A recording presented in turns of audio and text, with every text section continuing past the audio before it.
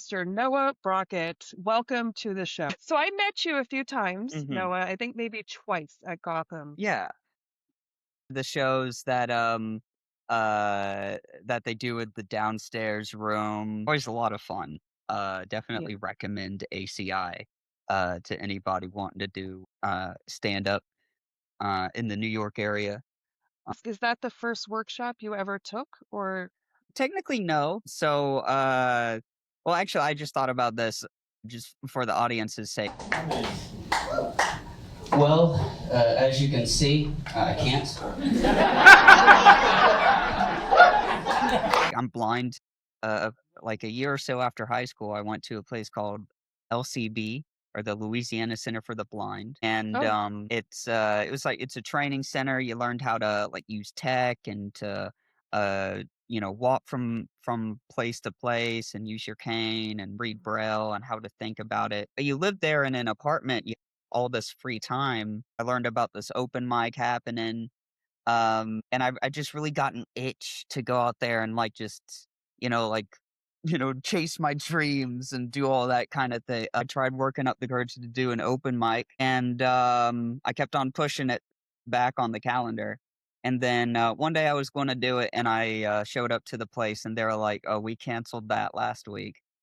oh no. I forget what the play it was like a bar show. It wasn't a club or anything, and, I was doing, vocal training as well at the time, learning how to scream, and my screaming coach, was like, "Hey, I have an opportunity for you if you wanna do comedy." Because 'cause I'd been talking about it with him. He's like, "Hey, you can host and do comedy at this show at a place called the Sundown Tavern." Screaming. I need to know more about that. Every Saturday, I had these, vocal lessons with I feel so bad, I forget his name, I think Scott. He was, teaching me about false chord screaming, um, and so we would have a screaming lesson, and it was a lot of, like when you do that, a lot of it is just, like, standard, like, singing lesson stuff and Okay. breathing techniques and, how not to ruin your voice and whatnot, and my roommate's home, so I don't think I should do it. Yeah. I never really went anywhere with it, like, I'll whip it out at karaoke, um, every once in a while. Do you have any clips of that? I'd love to. You have I any don't, man, I could what was your relationship with comedy? I've always kinda been interested in, stand-up, like, we've always watched, like, stand-up specials and whatnot, like, my grandparents even had a DVD of some Christian comedian, some old guy, I don't even Oh, remember his name. But, I've always had an interest in growing up, like, my dad was I mean, both of my parents really, but my dad was one of those guys that still likes Jeff Dunham, and I say okay. that I'm one of those guys that still likes Jeff Yes. Dunham for some reason. I loved Robin Williams, God rest his Mhm. soul. I, uh, I loved him in Robots. Through that movie, I definitely, like, found, some of his specials Hmm. online. I remember listening to the one where it's like I mean, Robin Williams has a bit about doing Popeye. I don't know, it doesn't matter. Yeah. But he The was move about being in the movie? Yeah, I think he did a live action Popeye, but, that was a huge influence, just, like, I love just, like, watching we were a movie family growing up, so comedy movies were some of our favorites. Think maybe I knew a little bit of your story, Mhm. but maybe not as much as because when you went to that school, so did you start losing your sight? Was it Uh, yeah. around that time, or how did So, I started going blind at the age of 9, or at least okay. we at 9 is when we noticed it, and, like, I was actually in the doctor's office, like, there for just, like, a standard checkup or, like, other appointment. I was there with my grandparents, and I, like, leaned my head on, one of the chairs so that it covered, like, my right eye, and some of my visual field went away. I was 9, a part of me thought like, "Hey, when one of your eyes is closed, some of your vision goes away, I guess." But it was weird, like, Yeah. that hadn't happened before. My grandparents took it very seriously, and I spent all Mm. day going to different, like, ERs and different doctors looking, and that just led to they gave me the, diagnosis initially of NMO, or neuromyelitis optica, and that's where the optic nerves or any of the central nervous system can malfunction. I think it's an autoimmune condition, so your immune system attacks Oh. that. But over time, it was just my optic nerves that got damaged. So, like, I'm wearing these glasses, because like, blind people like to wear glasses. Sometimes it's hard for like, I don't have a lot of vision now. Most blind people have a little bit of vision, so I have residual vision in my left eye. Oh, I have okay. some it's like, most of the visual field is gone. I have a window, but, like, my eyes look normal is where I'm getting with that. Since it's just my Right. optic nerves, my eyes, like, look normal. Mhm. Some people ask about the glasses. I just wear these because I think they look cool. Uh,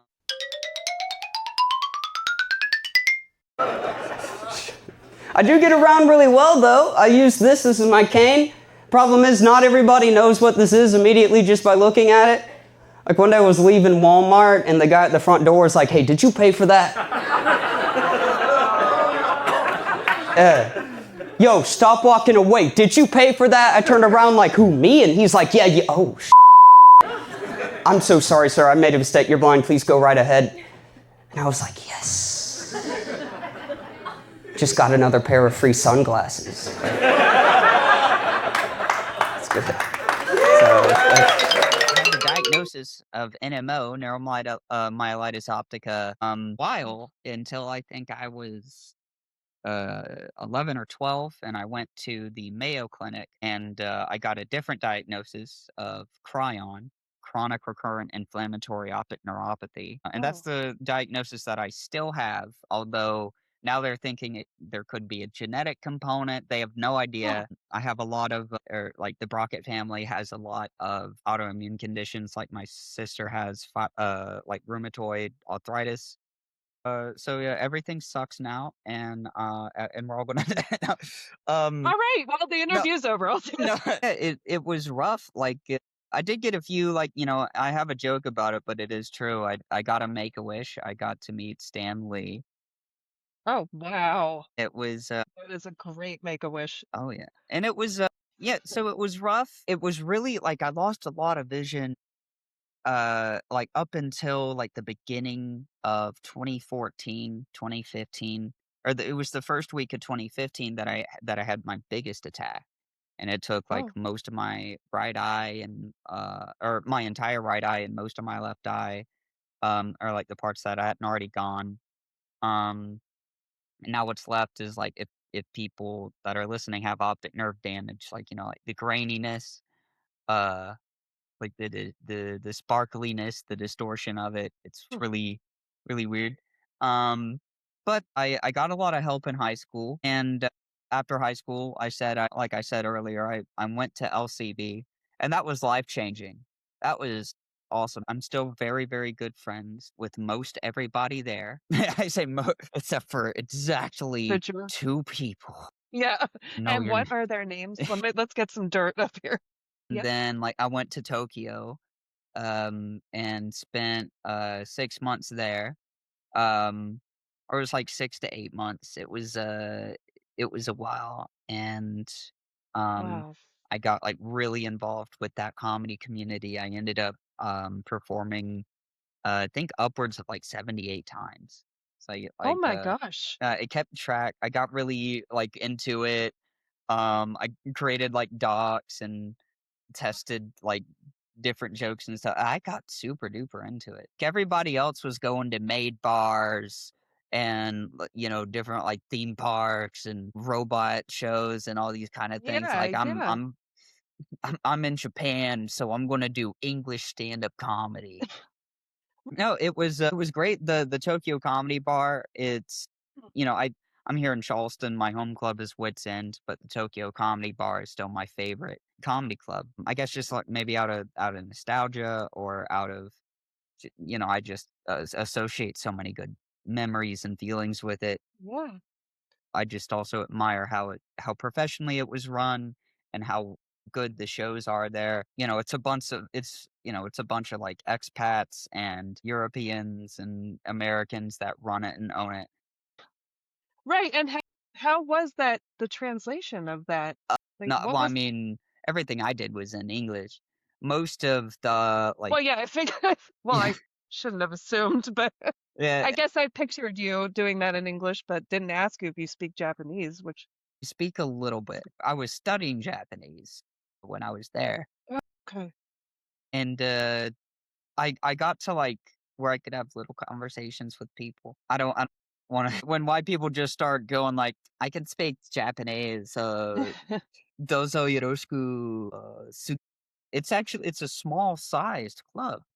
It's pretty small. It's about like the size, their main showroom is about just the size of the downstairs room at Gotham. Okay, yeah, that is pretty small. And Yeah. then they have a separate bar area. The club's in Shibuya, which is where my school was at the time. So every day after school, I would go there. They had plenty of opportunity to do open mics, and then I actually started getting on the showcases there. Actually, the first time I got on a showcase there was another comedian who had his own show afterwards, and I just overheard him talking to somebody else and eavesdropped in the conversation. He had Oh, mentioned the wow. Sparrow, and I was like, "Oh man, did you mention the Sparrow?" Unfortunately, the Sparrow has now closed, Oh, and no. it's wits in now. It's in. So when you first started, you know, writing, Right. when you first sat down to do it, was it all about being blind, or were you I mean, 'cause that I a lot of it was like blind tropes or like scenarios that Mhm. I got in or could have gotten into. It does. I hate to say I don't want to say it gives me a crutch or anything like that. It definitely gives me something to talk about. It gives me something Gives you a unique. cane, not a crutch. No. It's a cane, not I like that. I did have one joke about joke that I've kind of brought back and rewrote a little bit about a commercial for something called the Batman Calzone. And that was a Little Caesars pizza gimmick made to promote the Batman, which was like the big superhero movie at the time. Oh my gosh. It was it's still one of my favorite bits. The punchline is a little bit more clever than could have been, Mm, but or one of the punchlines because I like writing multiple punchlines in a bit. okay. Or like I say that like, that's my unique writing Yeah, well, method. No, I make the audience laugh multiple times when I right. tell jokes. But you know, I, a lot of it was blind joke, and Yeah. I'm trying to think now. I feel like I experimented with a lot, like personal little anecdotes, and a lot of them are about me being blind or Yeah. if it's any sort of story, if it's like even I had a joke about my sister, like I'm trying to delve into more family stuff Mhm. or like nerd stuff. I'm big into all different aspects of nerd culture. So, I love that. I'm trying to delve into that. But everything is like, you know, it's going to at least be affected by my blindness in some way. Mhm. Um I'm trying to write more about like things like the Bible and my faith and Christianity and all this kind of stuff. But I want And, your grandfather showing the Christian comics, so you grew up in a Christian, yeah, I grew up household. in, like uh I feel like my mom's side was much more religious than my dad's side. I feel like my dad's Okay. side was more agnostic or like, yeah, we believe in God, but we don't. You just like just fucking just you know fucking Yeah. no. And I'm exploring my faith too. I'm Okay. still. I don't feel like I feel like I should hold my tongue a lot with something like this because I'm very much uneducated. right? Like I'm not 100% sure where the truth lies with a lot of the different like nuanced ish Hmm. and I don't want to you know people don't like talking about religion, people don't like hearing religion. I don't know like some people, if I say I'm a Christian, some people might think that like, oh, I'm I should be proselytizing in my Hmm. day-to-day life and even in my stand-up, which I don't do. Right. I try to stay PG-13, um, Mm-hmm. and controlled at the most. I'm not super duper sexually explicit. I have done shows at, uh, swingers clubs twice. Oh, Yeah, oh, wow. that was very interesting. So, yeah, and it's something that I'm still, like, I was very strongly like I was a I was young Earth creationist, all that kind of stuff. Not any more with the young Earth creationism. Like I still believe in Jesus and the cross and the resurrection and all that kind of stuff. And Mm-hmm. that's the most religious I'll get for the You never know where we'll go. I don't know if I should call myself a Christian comedian. I don't know if people see me like, my stuff on Instagram and whatnot, they'll see me cuss and talk about like porn and Yeah. whatnot. So like, I but that's like the stage for it. I don't know if it's sinful in the context of stand-up comedy. Like if I, Hmm. if I were to come through this screen right now and punch Megan in the face, Right. that would be sinful. But if me and You get a Megan, lot of views. Yeah. yeah, yeah, that would be like first off, Noah Yep. had like he shouldn't be a stand-up comedian. He should be a Japanese phone demon. 'Cause because he can crawl through screens. Right. And uh, when yeah, he shouldn't punch people in faces. Um, Only but women. yeah, only women. Yeah, see now we're talking. Um, no, but if I punched you in the face, that would be sinful. But if we were both like in a ring, like in a boxing ring or something, and we were both wearing martial arts uniforms, and we both bumped fists and said, "Now we're gonna like punch each other and stuff," then it wouldn't be Right. sin. Like how is one in one action, the context and the situation and Yeah. whatnot dictates rather something is immoral or like not immoral, like whatnot. So Mhm. you know I, I feel like it still gels, or maybe I'm just making excuses for being a smart ass with a loose tongue, and I need to quit. Well, no, I mean that is very interesting to think about. Hmm. Yeah, so Okay. do you have any advice for people who want to do comedy or who are doing it and want to keep going? Uh, it's always just important to get right back up on stage as quick as possible. Go to an open mic as soon as you can. Do another show, ask to be put back on. Get your material peer reviewed by somebody you trust Yeah. and secretly think Yeah, is funnier than absolutely. you. Read books. There are a lot of really good comedy, like instructional Mhm. books, and mastering stand up is great. Scott Dickers, freaking much as you can. Mhm. Do as many sets as you can, and as at many different Yeah. places as you can. In the spirit of advice for new comedians, I'm just Uh, curious about accessibility. Most of the time, if you go up to like whoever's in charge of the club, like just ask for the manager or the owner or whatnot, and you're like, hey, I want to do a mic, or if you're already booked there, but you're going there for the first time, you're just like, hey, I'm the comedian. I'm blind. I just ask to find the host, and Yeah. I just do like just two requests. I always try to like scout out the venue beforehand before Hmm. any guests show up, and ask to like kind of walk around and actually walk from wherever the green room, or very rarely there's a green room. Wherever like the comics are off to the side or wherever they have us, Yeah. to the stage. What shape is the stage? Where would the Hmm. mic be? Well, actually, in regards to that, like sometimes I'll try to find like it's easy enough to find the mic stand with my cane, but a lot of times when I ask the host calling me up, I'll ask them to just hand me the mic and then like Yeah. place Yep. the mic stand behind me somewhere. And then for lighting, because in comedies, like some inside baseball for people that don't know, comics don't always have a set amount of time. We have to like somebody in the back, or there's like sometimes a thing on the wall to light, and I can't Mhm. see that. Um, Right. have somebody clink glasses a couple times. Like, well, I'll ask Okay. them to do Yeah. 3 clinks off to the side.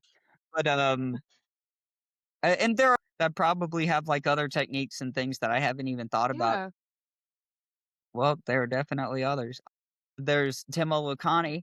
There is Bavia. Oh, I forgot his last name. Most of his stuff is in Hindi. There's a Chinese comedian actually that goes by the stage name Hidden, And which is so I'm like, oh, I like I'm writing that this down. Hidden. That's such a good name Yeah. for I think like for a superhero or something too. But Hmm. uh uh yeah, I mean outside of that there's not really much necessary. I think as an upgrade from the glass clanking to like for the 1 minute, I'd like to have a buzzer, kind of like how they do in Jeopardy Yes. with that, Yes. and That would then be I'll like wear like a little bracelet, and then when they click the button, like my bracelet will vibrate. Something. yes. Yes, that's like, at the restaurants when you get the Somebody out there make me when your one of those order's and up. send it to me for free. With writing material, with using my computer and my phone, just the standard blind accessibility, um, Mhm. uh, I guess advice would be given there. Just use screen readers, bro. Are those like I see a lot of fun things. Tearing it down. Are those all Rubik's cubes where Uh, you're most of them are. I have some other like little wow. statues and little like figurines and toys and things that adults own. I have a seashell for summer. It's just a little some people when you watch podcasts, it'll be like an educational podcast or something, they'll have like a row of books or something behind Mhm. them to show how intellectual they are. Yes. I have toys and stuff behind me. Right. I have little thingamadoos and Mhm. little like instruments and games and all that kind of stuff just because it's fun. In high school I was the uh I was the captain of the Rubik's Cube team. Oh my gosh, that is fabulous. I love this so much. You don't even know. I'm nerding out right It now. I was think that is actually over here at my yeah, desk. really quick. Would it be okay for me to show the clip? You have one on Instagram. There's a clip of you.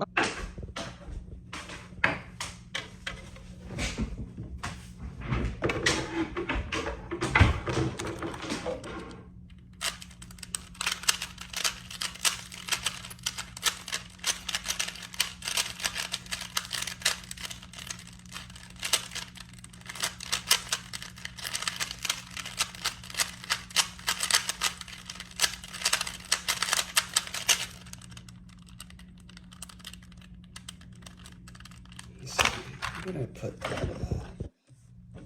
Here it is.